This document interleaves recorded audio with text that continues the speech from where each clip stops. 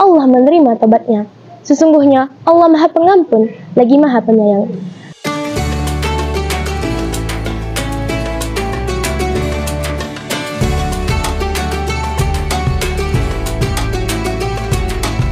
Bismillahirrahmanirrahim. Assalamualaikum warahmatullahi wabarakatuh. Alhamdulillahi rabbil alamin. Wassalatu wassalamu ala asrafil anbiya'i wal mursalin wa ala alihi wa ashabihi rasulillahi ajma'in. Amma ba'du.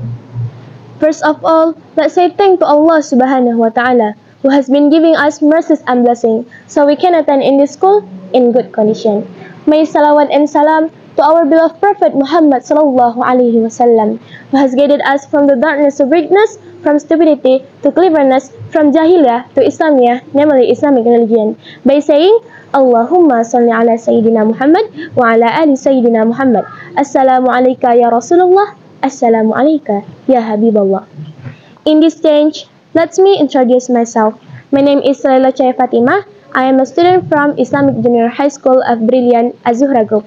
Pada kesempatan kali ini, izinkan Ana memperkenalkan diri. Nama Ana Laila Chaya Fatimah, Ana siswi dari SMP Brilliant Islamic School Az-Zuhra Group. Adapun judul tausiah Ana kali ini adalah Jangan Bangga dengan Dosa. Sebagaimana firman Allah dalam surah Al-Maidah ayat 39 yang berbunyi, A'udzu billahi minasyaitonir rajim. Faman taba min ba'di zulmihi wa aslaha fa innallaha yatubu 'alaihi. Innallaha ghafurur rahim. Artinya, maka siapapun yang bertobat sesudah melakukan kejahatan dan memperbaiki diri, maka sesungguhnya Allah menerima tobatnya. Sesungguhnya Allah Maha Pengampun, lagi Maha Penyayang. Quran Surah Al-Maidah ayat 39. Terkait kemurahan Allah dalam mengampuni dan menyayangi para hambanya, bahkan lebih besar daripada siksaan yang akan Ia berikan kepada seorang hamba apabila seorang hamba berbuat dosa. Inilah kemurahan ampunan Allah Subhanahu wa Ta'ala, luas dan tidak memiliki batas. Dalam sebuah hadis, Nabi Shallallahu Alaihi Wasallam pernah menyebutkan mengenai ampunan Allah. Beliau Shallallahu Alaihi Wasallam bersabda, "Walladzi nafsi biyadihi law lam tusnibu la dhahaballahu bikum wa la jaa'a biqaumin yusnibun wa yastaghfirullah wa yastaghfiru lakum." Artinya, demi zat yang diriku berada di tangannya, apabila kalian tidak berbuat dosa, maka Allah akan hilangkan kalian dan Allah akan datangkan kaum lain yang berdosa. Lalu mereka meminta ampun kepada Allah dan Allah pun mengampuni dosa mereka. Hadis riwayat Imam Muslim. Hadirin rahimakumullah. Maksud hadis tadi adalah menegaskan bahwa ampunan Allah begitu luas dan besar sehingga perumpamaannya dibuat sedemikian rupa sebagaimana hadis tadi. Namun, jangan pernah kita maknai hadis tadi sebagai tanda legalitas kita untuk melakukan suatu dosa. Ma'asyiral muslimin rahimakumullah. Seorang hamba yang berbuat dosa sebagaimana ayat dan hadis tadi, Allah akan ampuni dosa-dosanya. Lagi-lagi, hal ini karena merupakan keluasan rahmat Allah atas hamba-hambanya.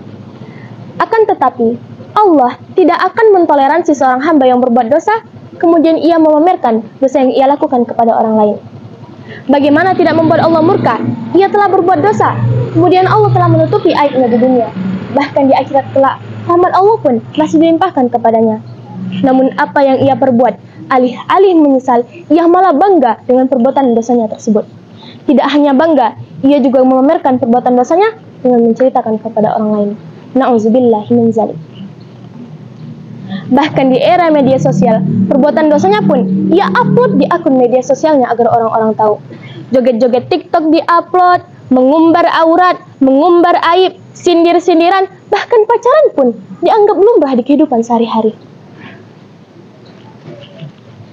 Tapi herannya, semua perbuatan ini dilakukan dengan bangganya di saat Allah memberi kesempatan untuk bertobat. Terkait hal ini, terdapat sebuah riwayat hadis yang disampaikan oleh Abu Hurairah radhiyallahu anhu. Nabi Shallallahu Alaihi Wasallam bersabda, "Kullu ummati mu'afan ilal al-mujahirin." Seluruh umatku diampuni kecuali al-mujahirin, orang-orang yang melakukan al-mujaharah. Wa innamil mujaharati ayya'malar rujulu bil laili amalan summa yasbih wa qad sakarahullahu alaihi fayakulah.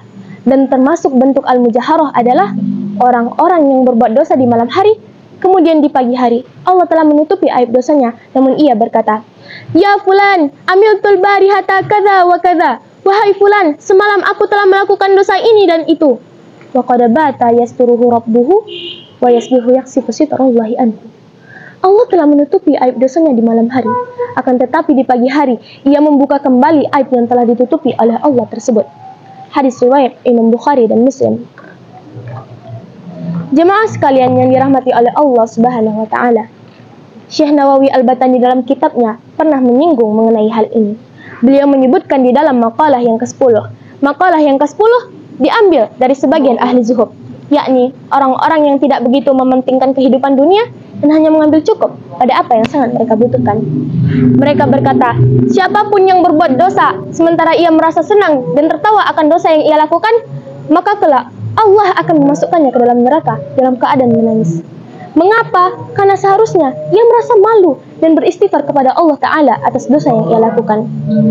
Dan siapapun yang taat kepada Allah dan menangis dan malu karena takut akan kelalaiannya dalam ketaatan, maka kelak Allah akan memasukkannya ke dalam surga sembari ia tertawa. Mengapa? Karena sebab ia mendapatkan tujuannya, yaitu ampunan Allah Subhanahu wa taala. Ma'asyiral muslimin rahimakumullah. Semoga kita semua menjadi seorang hamba yang selalu istiqomah dalam menapaki jalan ketakwaan kepada Allah Subhanahu wa taala. Karena tidak ada kuasa bagi kita menjaga ketakwaan selain adanya hidayahnya kepada kita. Selain itu, marilah kita selalu berdoa agar terhindar dari sifat bangga akan dosa yang kita lakukan. Demikianlah tausiah yang dapat Ana sampaikan. Mohon maaf apabila ada kesalahan. Terima kasih atas perhatiannya. Unzur maqala wala tanzur man qala. Wassalamualaikum warahmatullahi wabarakatuh.